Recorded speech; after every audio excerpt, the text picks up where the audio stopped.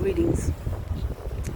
Hey y'all, it's Mama Ote, the Sister Ote, coming to you all the way live. I am still in Aurora, Colorado, been here since March. Whew. And I wanted to just give you all a brief update. Tried to do it live, but I couldn't keep the connection. I didn't really want to do it sitting in the house. But anyway, first update. I'm down 19 pounds.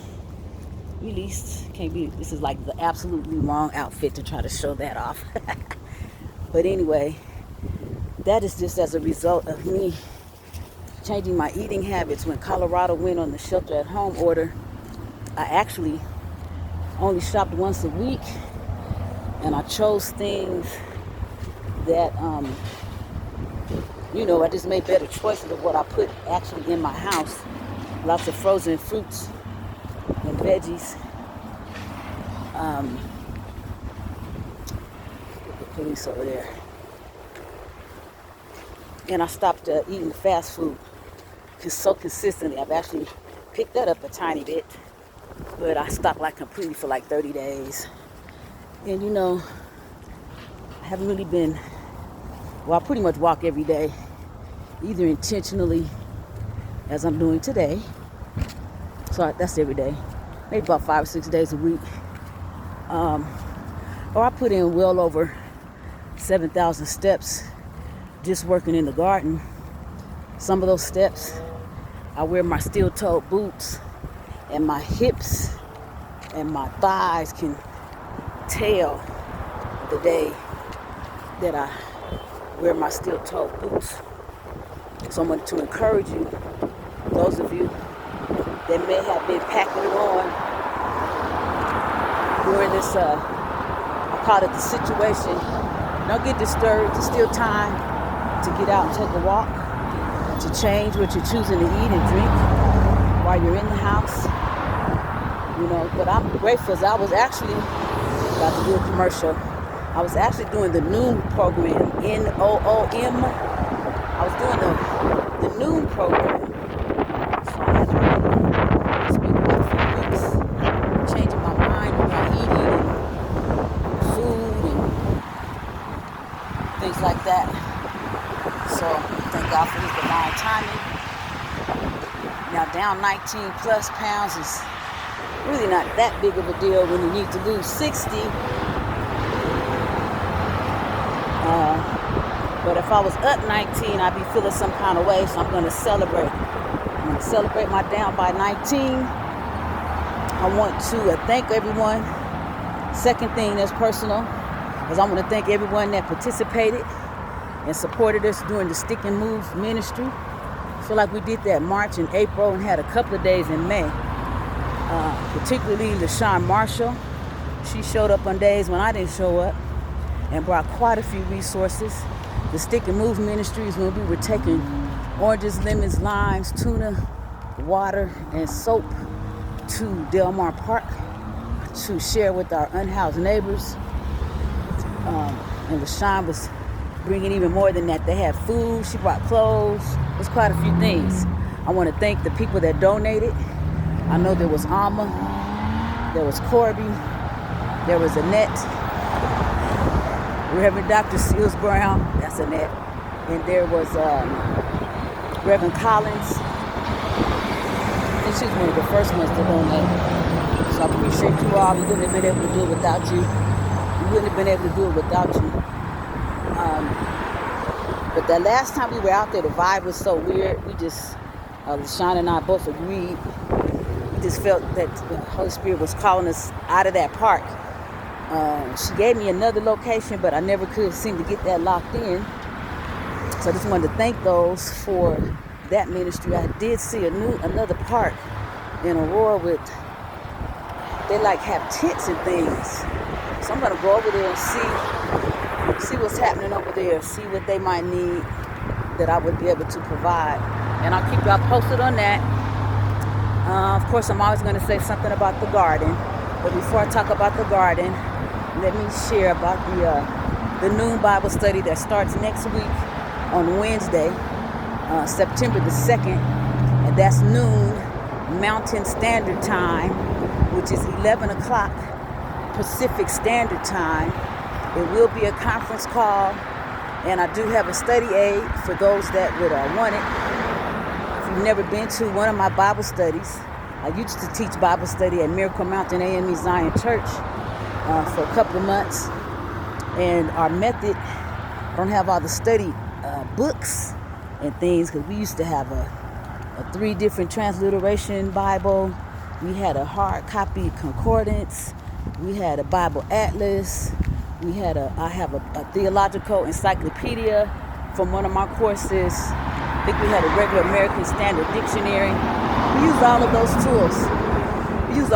tools in our Bible study. It was so fun. I mean, I love to do that. What I did do was create a study aid.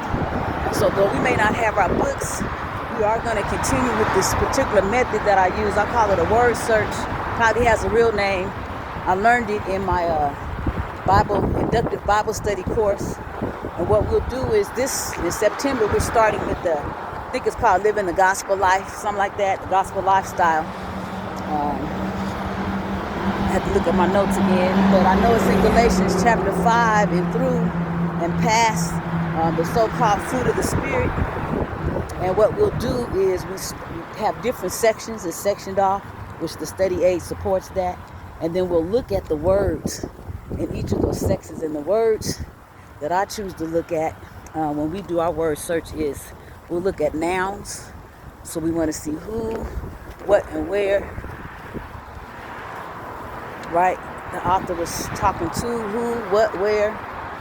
I look for verbs, or we'll look for the verb. So what actions are being taken, are being asked to be taken, what action is happening in that passage. And then we look at the adjectives, which are description words. So nouns, verbs, and adjectives. We look at those as we go through the passage. We always look for the underlying spiritual principle. That's that timeless thing, because people try to say, that was back in those days. But this Bible, this book is timeless. So even though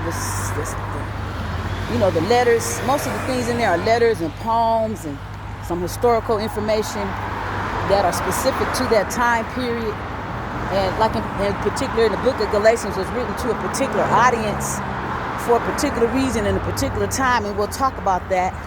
But the underlying spiritual principle is timeless. So we'll examine that.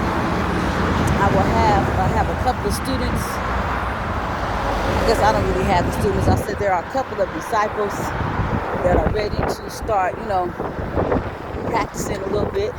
So they'll have an opportunity to share some things as we move through this Back to the Basics series. We're starting, as I mentioned, with, I think it's called Living a Gospel Lifestyle. So if you want to receive the study aid, and then I'll segue to the garden, and you want to receive an application to become a soul sister or a soul brother, I'm going to have you send them all to the same email, so it's not confusing in the video. That will be Mama Otey, MOMMA OTEY @gmail.com. So that is for the Bible study guide. And now I'm segue and talk to you a little bit about the garden. And what we have is the Soul Sisters, so I have a Georgia Green Project, which is my LLC. And I've been doing some garden coaching. If y'all been following me any amount of time, you know that already. You've seen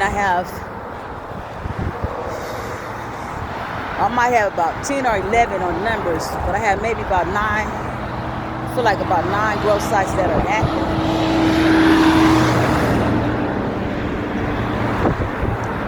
Yeah.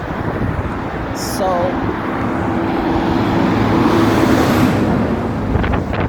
one of our national leaders, Anika Jervis, back in April, Spirit moved her to ask there were any gardeners in Girl Trek. You know, we are over 800,000 women strong. We're going to be over 1 million women by the end of 2020, before the end of 2020. And so she put that in the Girl Trek organizer group on Facebook.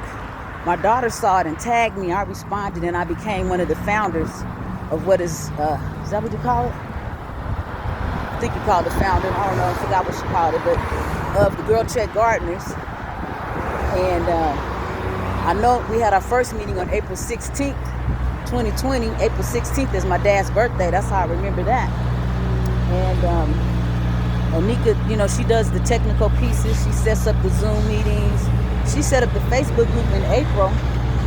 We had our first class, I feel like around about the 19th of April. And now we are, whatever day this is in August, it's the last Friday in August of 2020. So whatever that date is, I know how I am about dates, especially I'm out here walking around. We now have over 700, I think we might have about 750 women in the group.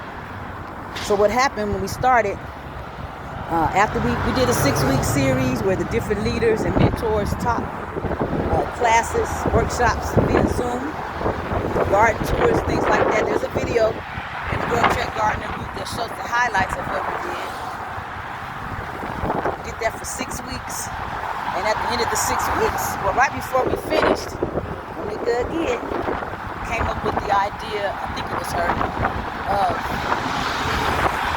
creating mentor-mentee relationships so that people, we had quite a few first-time gardeners, so that those first-time gardeners can get that support. Wait. I'm waiting. Wait. I dance to Wait. it. Wait. Oh, Wait. I said wait on the Lord. Wait. Okay, let me stop playing. All right, so anyway, my group had 2 of my coaching students and 1 young lady in a different state. So I added some other coaching people, coaching ladies at the farmers market. I promoted, and a couple of other ladies added. So applications are not all complete, but I've received about 11 inquiries for the mentor group, which segued from a mentor group to an actual food sovereignty garden co-op. So the name of it is the Sow Sisters, SOWSISTAS. is part of our brand. The brand is the Sow Sisters, supporting food sovereignty in all communities. So Google Food, the 6 pillars of food sovereignty. That is the platform that we do our work on with the Sow Sisters. We are developing on paper into a garden co-op.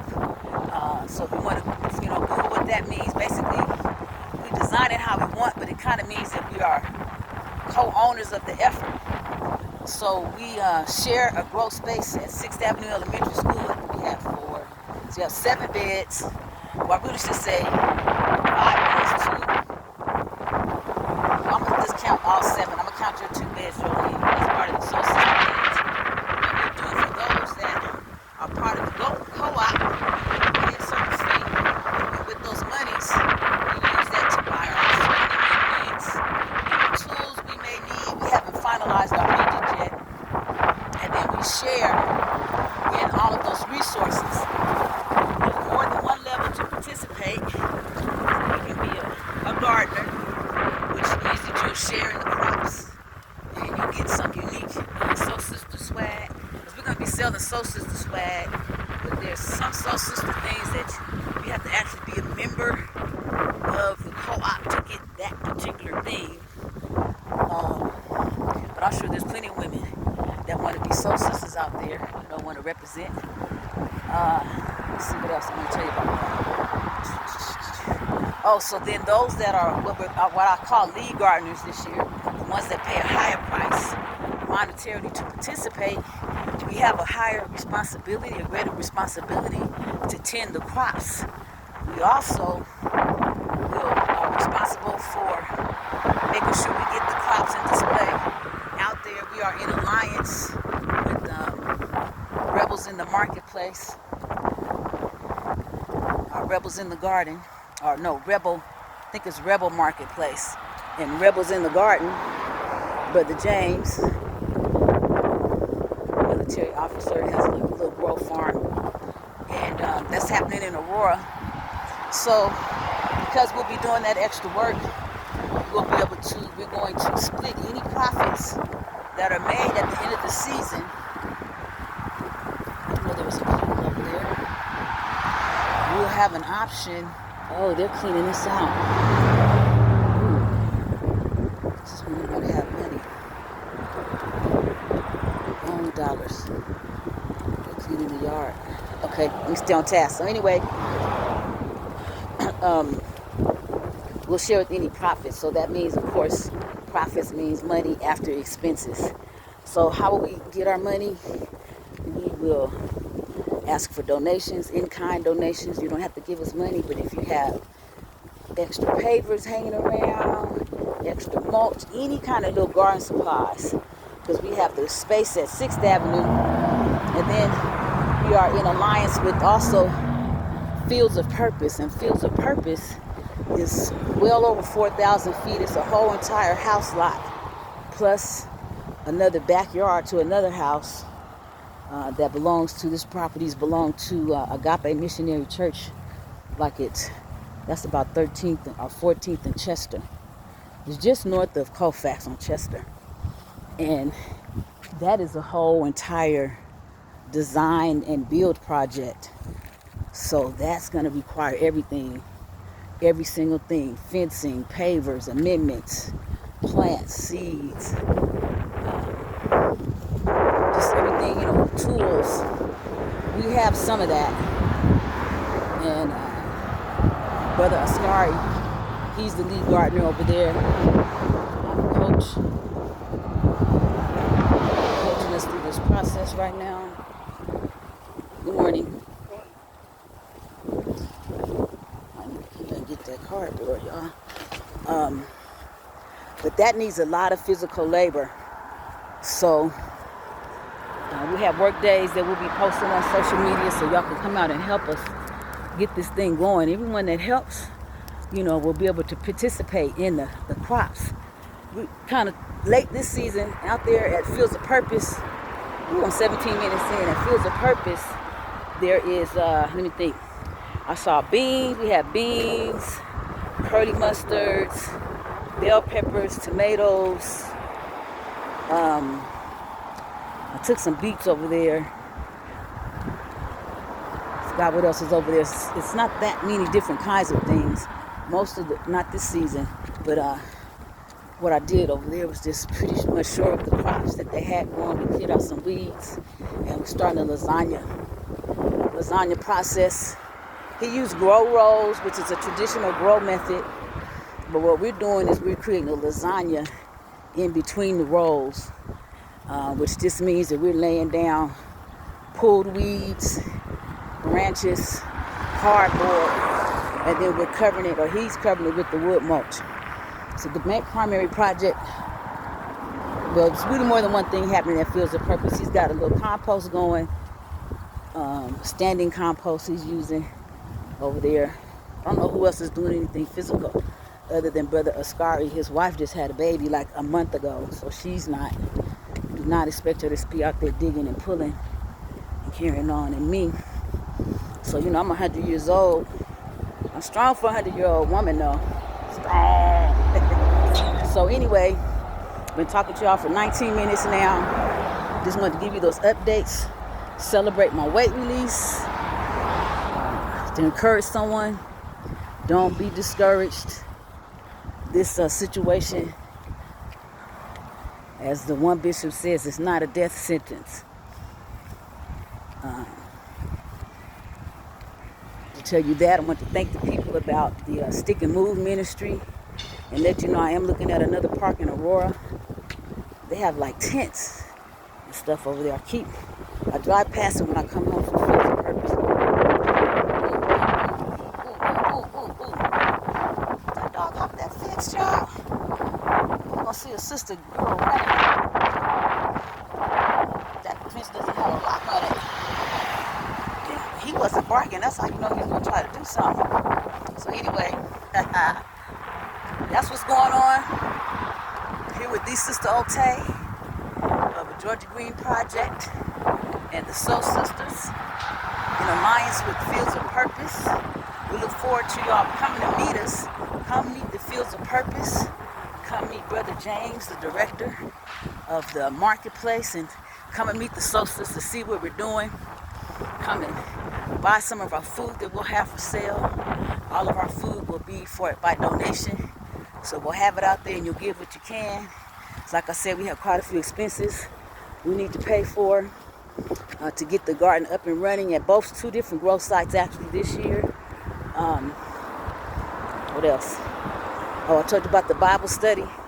That's my favorite. So you'll be seeing these reminders for those of you that are on my Facebook page.